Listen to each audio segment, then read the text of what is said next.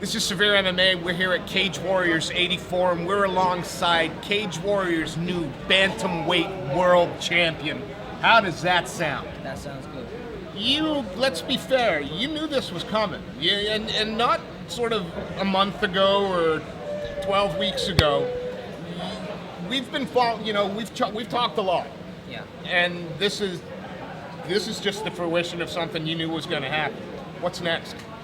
I have no idea. I'll leave my manager to that. I'll have a word with Graham, see what they've got lined up. But right now, I'm going to go and get fat, eat some cakes and go on holiday with my girlfriend.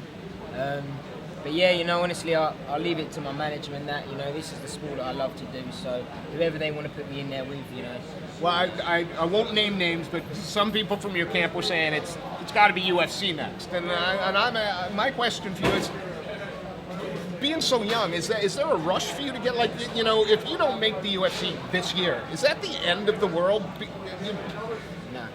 Nah, don't get me wrong, I want to represent my country at the highest platform in this sport, and obviously that is the UFC, but Cage Warriors is a massive promotion, Cage Warriors is an extremely high promotion, it's very well recognised, I think Graham said there's 250,000 people watching on whatever channel tonight, so Cage Warriors are doing very well, they're promoting me extremely well and they're looking after me, so don't get me wrong, when the UFC come calling, I'll take that, but yeah, for now, Cage Warriors, they're looking after me. And let's be honest, didn't do a bad thing for Brett Johns having that title around his waist for a little while.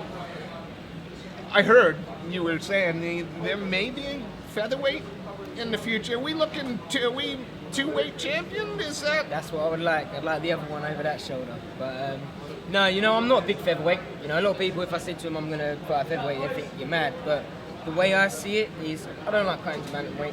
I walk around. Actually, I'm not going to say what I walk around. No, fair enough. For the other fighters. Yeah. But it's quite tough for me to cut to bantamweight. So I'd like to enjoy this sport, and I'll happily fight someone who's got a couple kilos on me because they're slower.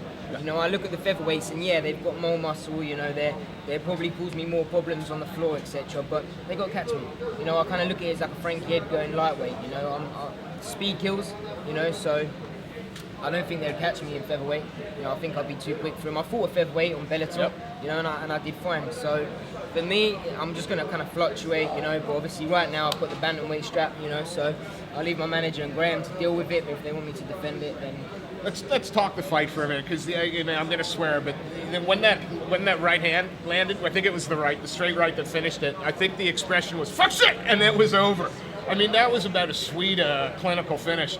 Talk us through it. Yeah, when we come out, Marco, he was standing with me. I thought, okay, he wants to scrap, And I thought, no one is going to take this belt from me in my hometown, scrapping with me.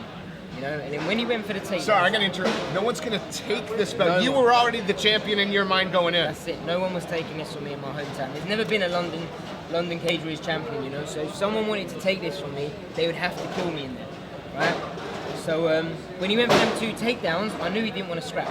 I thought, okay, that's a sign of weakness that you don't want to stand with me.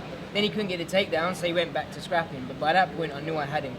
So I knew it was inevitable. It was a matter of time. I had 5 rounds in there, so I knew I was going to catch him. I'm going to jump right to the end of the fight now. You're announced as a winner, and he's standing over there. The legend that is Brad Pickett. You guys there was a big hug there. What was being said to you?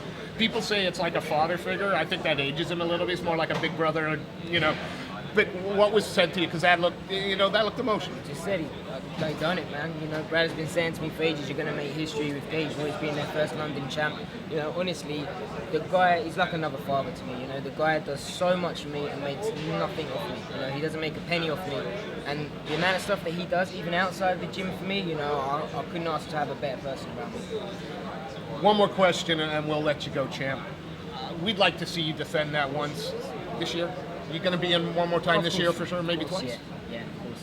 I'll probably have a month to get fat, go on holiday, and then see what Graham and the manager, what they want me to do, and just sing it back in it. So I said last, I lied. This is the last one, though.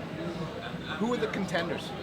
That's the. I mean, there's got to be 2 or 3 names that are floating around. Is there anybody that you go? I want that. That fight is exciting. I don't know, you know, because obviously cage warriors is a world promotion, you know, so they're going to get people all over the world, and I don't even really, if I'm honest, I don't really watch MMA, so I don't keep up to him. You know, I know the people were saying like Dean Garnett for the fight and stuff like that. As far as I'm aware, I think he signed to ACB. I think. The other top talented fighters, such as Philpott, Ed Arthur, who I think are ranked above me, Yeah. I believe is signed to ACB and BAMMA, you know, so I'm not sure who they'll find, but I'm sure cage warriors will get world-class fighters. You know, they're not going to put any bums in them. This yours until the UFC come calling? Is that how we're looking Hell at yeah. it now? Hell yeah, that's staying right there. I think it's time for a new nickname. Not just yet. Not just yet. The prospect- Until I'm number one in the world. All right, fair Then I'll enough. be You the know, I prospect. keep trying to force it on you, but Yeah, fine. So it's it prospect sticks. until you're I the like number it. one in the Yeah, world. Yeah, I'm sticking with it. Nathaniel, congratulations on a Thank you. textbook performance. Thank you. Probably more emphatic than the Vaughn Lee win, which was arguably a career highlight. It's just going to get better. Thank you ever very so much for I your time, appreciate sir. it. I appreciate it.